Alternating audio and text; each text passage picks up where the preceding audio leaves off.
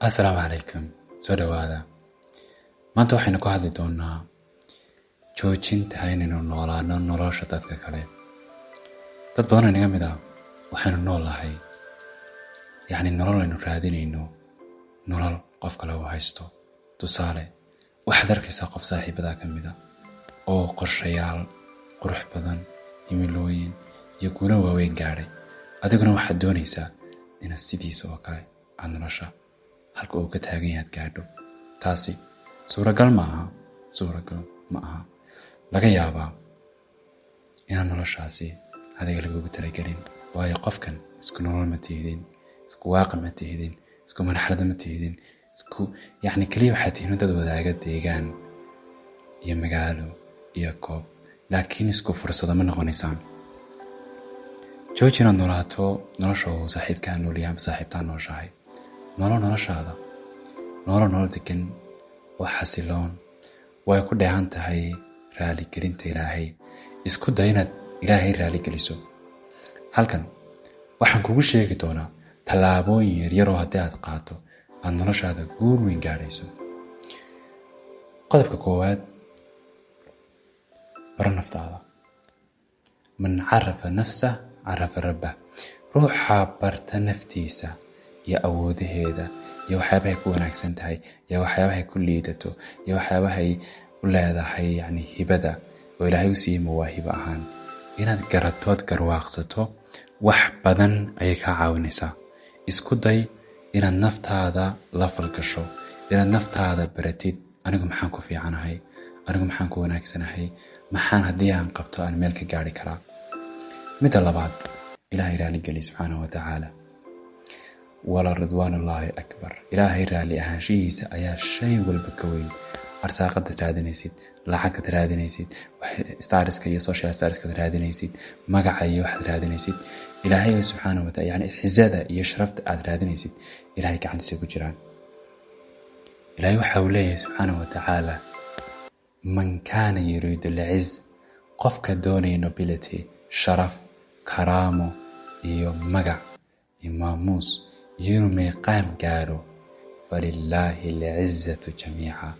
sharaf dhammaanteed, nobility, dhammaan awood oo dhan iyo wanaag oo dhan Ilaahay gacantiisa ku jira. Ma doonaysaa in lagu sharfo, ma doonaysaa in lagu karaameeyo, Ilaahay raaligeli. Ilaahay haddii aad raaligeliso subxaanahu wa tacaala, isaguna waa uu raaligelin doonaa. Weliba Ilaahay subxaanahu wa tacaala si nabiga inoo sheegay, haddii Ilaahay cid jeclaado, Jibriil ayuu sheegaa. Jibriilla waa uu jeclaadaa. Sidoo kale waxa uu sheegaa Jibriil ahlu samaa, malaa'igta samada ku sugan oo dhan ayuu sheegaa heer qofkaas laga jeclaado samada. Mar labaadka dhulka ayaa loo soo dejiyaa.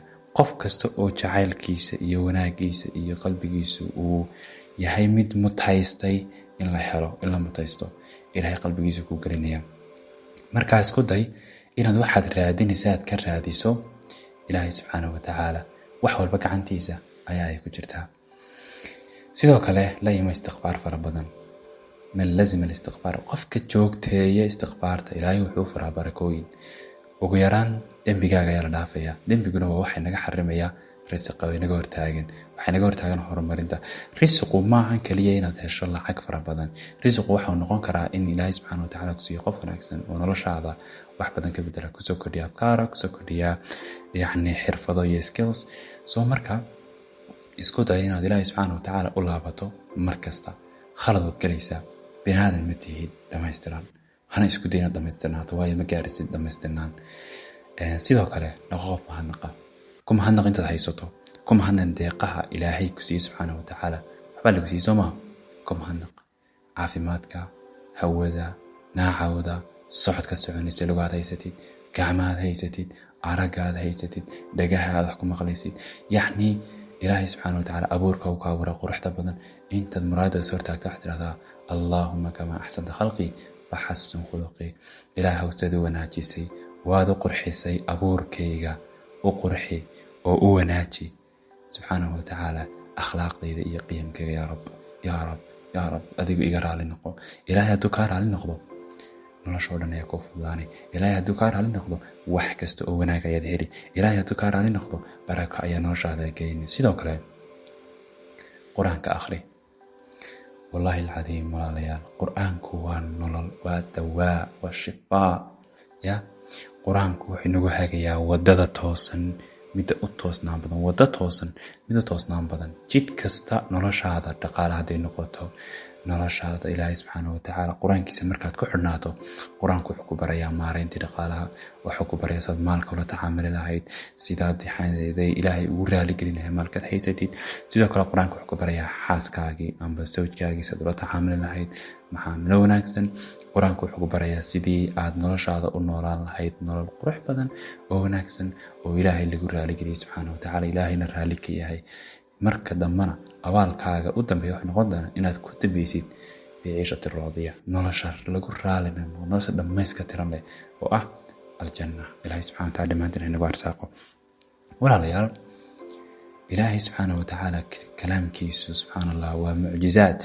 haddii aad noloshaada soo gelisid وعاد مالين كستا هل بيش أم بكير بعد آخر لكنها توقتيسيد كلام كإلهي داخلين سيدنا أتفهمتيد إلهي محيي شيء سبحانه وتعالى بشي يسكت أيضا حال صورة وكرياتا هذه صورة دارتها مجلس عما كله يسكت أيضا بشي بحال صورة أتفهمتيد معنى هذا رسالة دي كوسيدو يستيد نلاشاد كتبق الهيد انتهى سندقين قلي سيدو كله إصبر لغة هنقطة اللغة العربية هنقطة الإنجليزية waxyaabahaas adiga noloshaas oo karsan mafaatiix u yihiin horumar badki kaarisa adigu isbar jooji inaad qof kale isbarbar dhigto safarkiisa way qofkan laga yaabo inuu ka fursado badan yahay laga yaabo inuu adigu inaad mashquul tahay laakiin isagu fursado badan iyo fursad badan haysto adigu laga yaabo inuu family taageeriyo adigu aan haysanin marka jooji inaad cid kale isbarbar dhigto ma garan kartid qofkan goorta uu soo bilaabay safarkiisa isku day inaad adigu noloshaada noolaatid